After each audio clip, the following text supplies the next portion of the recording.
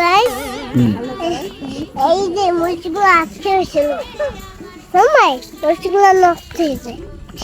এই সময় মরিচগুলো ছোট সময় আমি আর তুমি আম্মু খাইতে পারে না।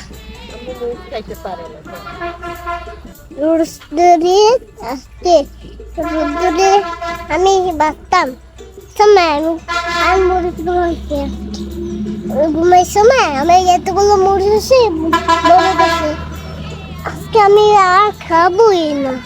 ওকে চলো চলবো কোথায়? হ্যাঁ দে এইটা বেগুন আছে জানো ওই যে বেগুন